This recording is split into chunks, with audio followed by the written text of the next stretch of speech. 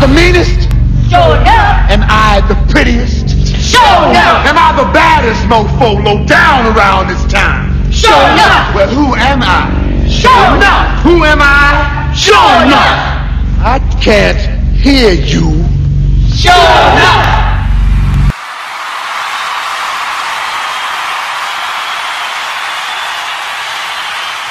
Hey, good morning, guys. It is Monday morning, Memorial Day. First of all, happy Memorial Day. I am enjoying my Monday off. It feels funny, man. I got up early this morning. My alarms went off on, and everything, and like I was supposed to go to work, and I almost got up out of the bed, and I was like, oh, shit, I forgot I had to go to work today. But this is nice, man. Nice day, beautiful day. Kind of hot, but it is what it is. I normally don't make videos like this. Believe it or not, this is not a Dallas Cowboy video for the first time. This is a NBA video. This is a video about last night's game, Lebron James defeating the Boston Celtics in Game 7. Before I get to that, I'm a basketball guy. Like, seriously. I don't watch basketball anymore, really. I haven't really followed game by game. I don't know stat by stat like I used to. But I am a basketball guy. I love the game. I love football just an inch more, a tad bit more. But I'm a basketball guy. Growing up, when it was basketball season, I had a sports wall in my room. And each wall had a different sport. I had a football, like Dallas Cowboy stuff wall. I would have newspaper articles and clippings that I would cut out, and whatever went on, I nailed it up, thumbtacked it up to the wall, just the important stuff, not a lot of things. We were winning Super Bowls back then, so that wall was full of stuff. I had my high school football wall where every time I was in the paper, I would cut it out, and because I was in the paper a lot, my brother was in the paper a lot. We were a pretty good football team. We had a pretty good team. I would put all that stuff, our football school picture and everything. And I had a basketball wall. I even had a hockey wall because back in 98, 99, Dallas Stars won the Stanley Cup championship. We had Mike McDonald, Brett Hull, Joe Newendike, Ed Belfour, Darian Hatcher. Man, we were a good hockey team. I followed hockey, because at the time I worked at Reunion Arena, and the same company I worked at the Texas Stadium, and I did a lot of the games. I was a ball boy and things like that, and I would work at Reunion Arena. And but anyway, I had a basketball wall too, and full of Jordan stuff and things like that. The game of basketball I always loved. Now, I came in watching basketball in the 80s, Dr. J. I remember, Kareem Abdul-Jabbar, Dr. J. I remember Dr. J at the end of his career. That's when I, kind of got really, really into it. This was before Jordan. And I remember when Jordan was drafted. And believe it or not, Jordan is my all-time favorite player. But I didn't like Jordan at first. I was like, who's this bald-headed, and look at me, I'm bald. But, I watched Magic and Bird battle it out. The Pistons with the bad boys. And then Jordan came and, Ewing and all those guys, Barkley. And I saw Jordan and the things that he could do. And it took him a while to win his first championship. And he was beat up a lot. And, Jordan, to me, is the all-time greatest of all time. It's hard to say that, because I watch Magic, I watch Bird, Dr. J, guys like that, man, that paved the way for Jordan. And, Jordan learned from those guys. And, Jordan hit the scene and, they finally got past the Pistons, him and the Knicks battled it out in the early 90s. him winning his championships, him retiring, coming back, winning 3 more championships. Probably would have been, just like I say about the Cowboys, winning 4 or 5 with Jimmy Johnson. Jordan probably would have had 8 or 9, you know, if he would have stayed. But it is what it is on that. Then, you know, players like Shawn Kemp and oh my God, just those 90s guys started coming in. And when Jordan came back and, you know, they brought in Dennis Rodman, I started liking, you know, Rodman. Rodman was one of my favorite players. Y'all probably won't agree with this, but I started liking the things that the cleanup things that he would do on the court, as far as his being the greatest rebounder of all time, and blocks and defense, and his charisma, his attitude, his passion, his hustle in getting the ball, you know, getting the rebound. He turned that into an art, a craft. He made rebounding exciting. And when I was, you know, growing up playing basketball, I wanted to bang, you know, low. I was 5 foot nothing, but I wanted to bang low with the guys down low, because I wanted to get a rebound like Dennis Rodman, or I wanted to fade away like Michael Jordan, you know. So those are the guys I watched, you know, growing up. And the game was a lot different. It was a lot more physical. You could play. They let the guys play. It was a lot more rougher. Jordan played against the best. Every team back then had a superstar. Every team. The game was very, very physical then. If you don't believe me, go back and look at the, you know, Jordan versus, you know, Bulls versus the Knicks in the 90s, Bulls versus the Pistons in the 80s, you know, Lakers and the Celtics, you know, teams like the Knicks and the Pacers, with Reggie Miller and Patrick Ewing then would battle it out. Very entertaining, very physical games, man. And the game has changed so much. And then a guy named Kobe came. Couldn't stand him. I hated Kobe. Oh, I hated Kobe Bryant. I hated him. When he had the fro, you know, he was just this kid. He came out of high school. You know, he was good. He was a good talent. But they were already calling him the next Jordan. And I didn't like Kobe. I didn't start liking Kobe until when he switched to 24. And he got a little older, got a little bit more mature, and his game was the closest game to Jordan.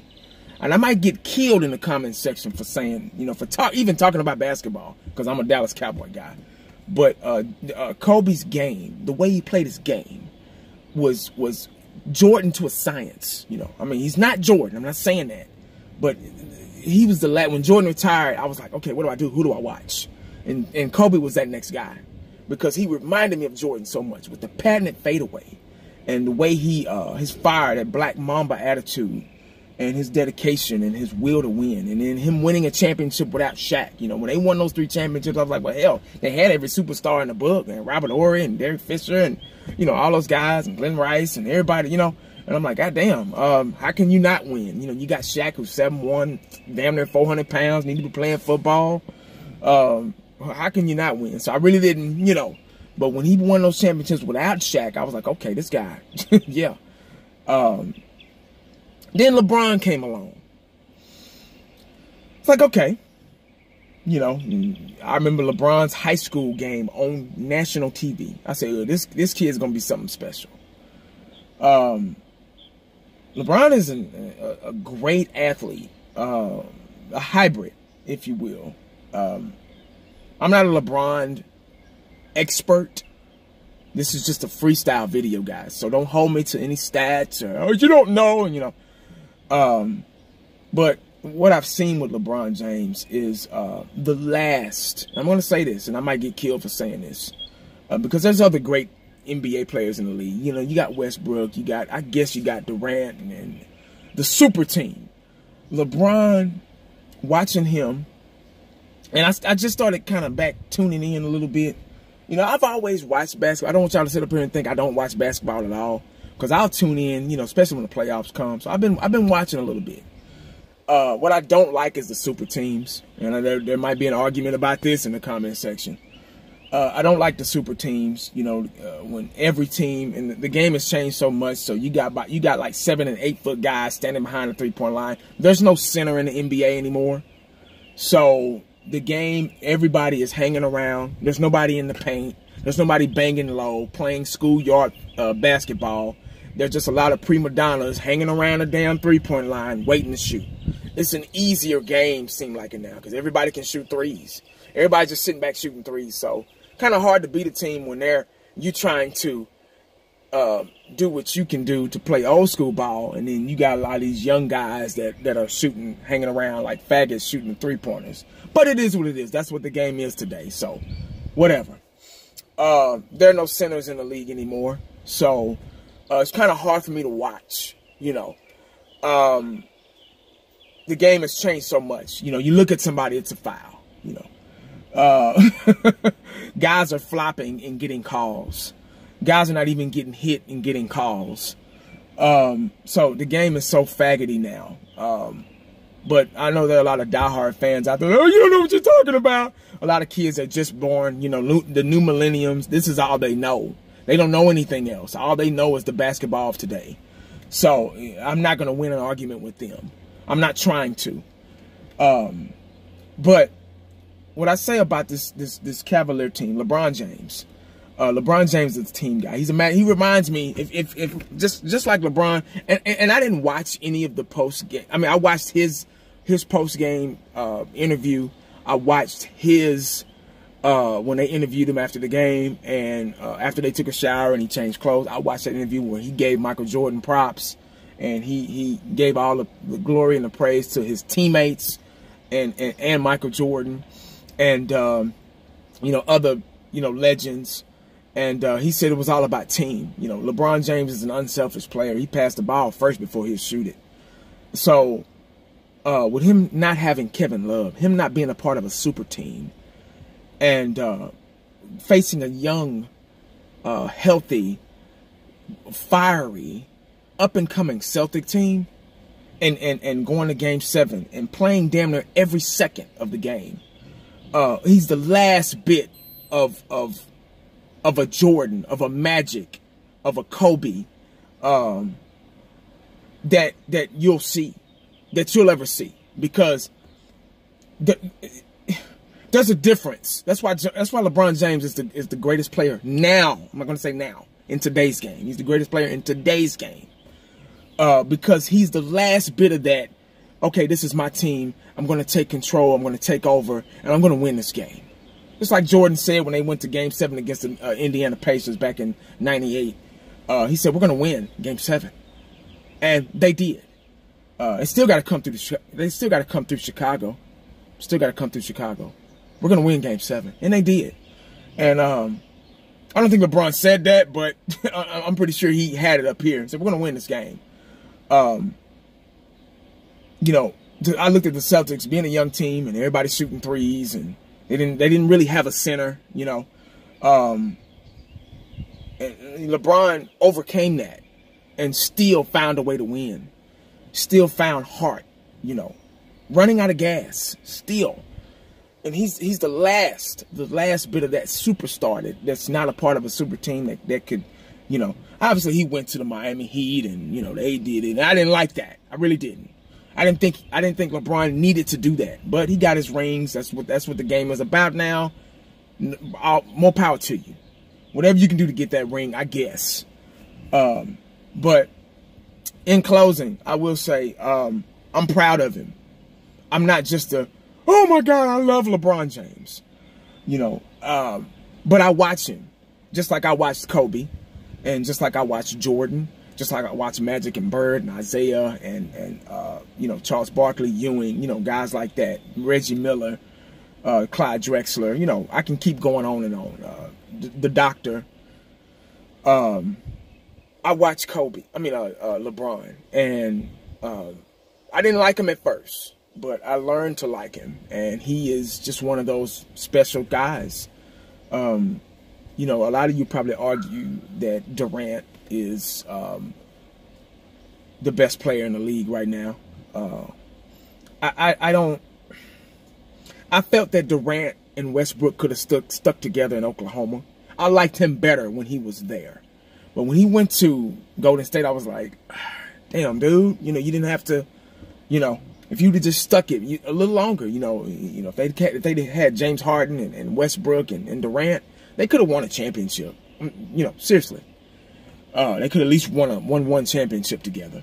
But when he ran to Golden State, I was like, so, you know, and then when they got the championship, I was like, well, hell, you had no choice but to do it. Look what team you're on. I mean, you know, it's just like outside, man. We used to pick teams, dog. Me and my brother could never be on the same team. You know, or me and another guy that was, you know, equally in attributes couldn't be on the same team. It was like, nah, y'all can't be on teams. You got to make it fair. You got to make a competition. You know, and there was another guy we grew up with, Roderick. You know, him and my brother couldn't be on the same team, or I couldn't be on the same team with him. We would always have to be on separate teams because the competition level was better. If we were on the same team, we would know we would win. It'd be easy. They don't do things like that anymore. Everybody jump on one team and, oh, let's win a championship. You know, so, you know, shoot me for, you know, wanting to be competitive and things like that. But anyway, guys, that's all I got, man. Cavaliers, once again, going to the NBA championship. Best of luck to them. I'm kind of rooting for them to beat Golden State. I hate to say that, but I don't really too much care for Golden State because that's the team I was talking about. Everybody. They don't have a center. Everybody hangs around the damn three-point line like a bunch of bitches and shoot threes. But I know I'm going to get chewed out in the comment section. Oh, you don't know basketball. You don't know what you're talking about. Give me some tissue because I'm about to start bitching and crying. You don't know. But I've been watching basketball for damn near 40 years, so I don't know anything. What do I know? You know. But anyway, guys, make sure you stay cowboyed up and prayed up because you never know what the day is going to bring you. Holla back at your boy. I'm out.